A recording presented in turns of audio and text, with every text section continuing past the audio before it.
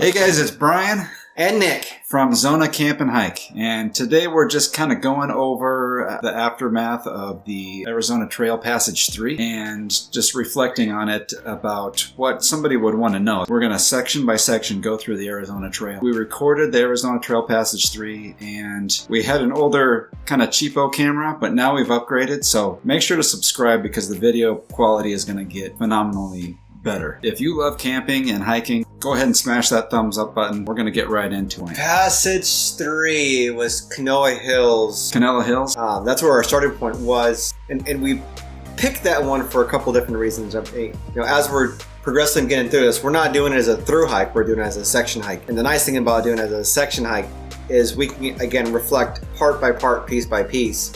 Whereas a through hike, clearly we can see all these videos where people are marching through it, uploading their videos, doing what they can, taking their 0 days, hiking through it.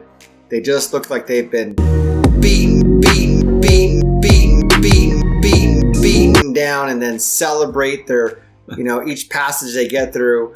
But the difference here, again, like we said, is with what we do during the course of our regular lives and daily lives, doing a section hike and going back and reflecting and reviewing, and then going through some of the gear that gets used, how it gets used, that's going to be what's going to be important, and why these reviews that we produce through each section is going to be, I think, a bit of a different perspective. Right, and most people aren't going to be able to do like 3 to 6 month through hikes, and so most people are going to be on the same page as us, where we've got families. We're doing it when we can on the weekends. Whenever we get a free weekend where we can actually get out and go backpacking, go hiking, we do it, or camping with the family. Starting off, we split vehicles. We dropped one vehicle off at Patagonia, and then we drove around this back passage, this back route around. It was amazing just to drive, that drive alone. We saw several fantastic group camping sites. So if you want to drive down there in Patagonia and kind of get in like a tucked away corner, great spots for the family to go. There's running water and big trees all around, and then you kind of come out of it into this huge vista of open plains and big mountains. Once we got through all that, we get to our starting point. We drop the second vehicle off, we unload, we prep ourselves, we get the packs going. We anticipated the hike being a dry hike. And when I say a dry hike, I'm referring to a very minimal water resources. Considering this is the Arizona Trail, this is a desert hike 90% of the time until you get closer to the Flagstaff and Utah area. But it's a dry hike. There are very few water resources in the lower areas, especially Passage 3, which we used. Again, you can never go wrong with the water. The problem with the water is it's very heavy. Weight. Between the two of us, we both brought plenty of water. You're going to drink it, you're going to use it, and you're going to get lighter as you go. So if you start out real heavy with water, it's better than running out.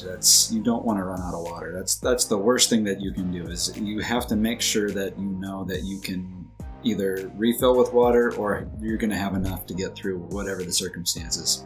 We figured that we'd come across a few different water sources, and we did. Not very tasty. Some cattle watering ponds. About 6 or 7 miles in, there was a tank that there was actually a water spigot there that you could get water at. So there is a water source there, but is it always going to have water in it? That's my concern. Like, anything can happen. It's out in the middle of the nowhere. How often is somebody maintaining that? And so you don't want to have to depend on just hoping that there's going to be water there. You just want to make sure that you can do it all the way through. And if you do come across water, then you use that opportunity to fill up and drink as much as you can at that point, so that you're ready to go for the next section of that particular hike. Yeah, you want to camel up, rather again to be saturated with water than not. That progressive area, when we began, it kind of went up and down a little bit. We had some nice peaks and some drops to get through it. Of course, obviously we were well rested when we got into that. As we're progressively moving forward within that trail, we're finding it to level off, and we're able to keep a decent pace, right about 2 miles an hour. It seemed like we were traversing a lot of ground quickly. It was nice. Yeah, I would say it was like a low moderate hike. As far as hiking goes, we've done way more difficult treks than this one, especially since it was a descent and just kind of rolling hills. There wasn't that much of an elevation change one way or the other.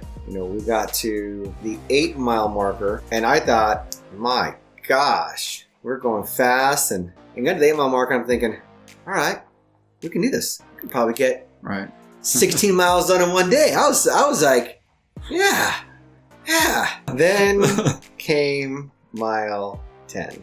Yeah, you just get to a point where you hit a wall, and 10 miles is enough. It was about a 16 to 17 mile venture. And so 10 miles in is, I think, pretty good for you to be able to stop and rest. When we got to mile marker 10 is when we went ahead and I hobbled along because I was tired. Yeah, that was the hard part, especially because of the whole COVID restrictions. It's been a while since we were able to get out there and really do a hike. And granted, like we said to begin with, we're family men. We have day jobs. We take our family camping and fishing and whatever the case may be. So we're not in our college days by all means, but at the same time, we need to get out there and have fun. So like I said, when we hit that mile marker 10 and I was struggling along, looking like a dead puppy who couldn't make another step further, and Brian's like, okay, we'll camp here. That's when we deployed our gear, and you can see a difference in the gear that we use, the style of food that we used, and it's nice to see differences, because then you always get different ideas and what can you do the next time around. Or I look at Brian when he does things and I go, oh, that's a pretty good idea. I'm gonna tell him because I don't want him to think it's better than me. So it's very competitive. Like, we had our tent set up, we had our meal prep set up, but then we made sure to make a fire pit and just get everything situated. It was just automatic. We didn't have to think about it. Oh, we forgot to do this, we forgot to do that. We've done it enough times that it's automatic, and that's when it gets a little bit more fun, when things start going more subconscious. Mm-hmm. In that area of the passage that we where we camped out, that mile marker 10, right before mile marker 10 for us, we thought, oh, cool. There's this green, lush area like Garden of Eden. It just looked amazing, spectacular. When we go up a hill and make a left, and it was just all desert dead. And we're like, what the heck, man? Where did it all go? It was just gone. Yeah, we're lucky that we stopped at the 10-mile mark and didn't keep going, because we thought about maybe 12 miles. But if we'd gone to 12 miles, it wouldn't have been a very good camping spot. Like I said, moving forward on that next day, we knew we only had about 6 to 7 miles to complete. Again, the cool thing about doing a section hike is that when you get to the end of that section, you can pack up and go home. You gotta take a shower, lay down in a nice bed. Like you were saying, we hiked through the trail, get to the road. A lot of it was the road itself. Some cool, neat things to see. Things that you don't see in a car just driving, or things you don't see, anywhere else unless you're actually hiking, which a lot of hikers can attest to. If you're new to hiking, you'll experience these amazing, amazing views. If you're a seasoned hiker, the views are always amazing. I don't care who you are.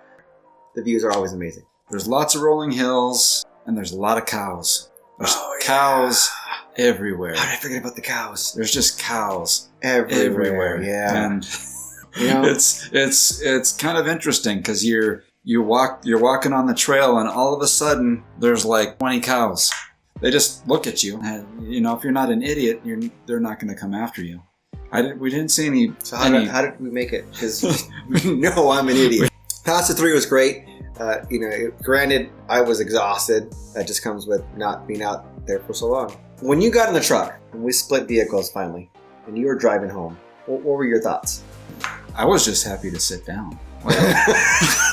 Just sit down and relax. And the cool thing about the Arizona Trail, especially if you live in Arizona, you're near the trail, is I can grab my kids, Brian can grab his kids and his wife, and we can all hit part of the trail. And then we can say, hey, we did this part of the trail, last month. This is where we were at last month. Or right, yeah, we're in a good spot where we can actually just jump on the trail, and we can get to it in less than 30 minutes, where we are situated in Tucson. But that being said, if you guys are interested in checking out the Arizona Trail as we progress through it, and let us be your guide as we go through each section, we'll give you the video of the trail and then the breakdown afterwards of every section.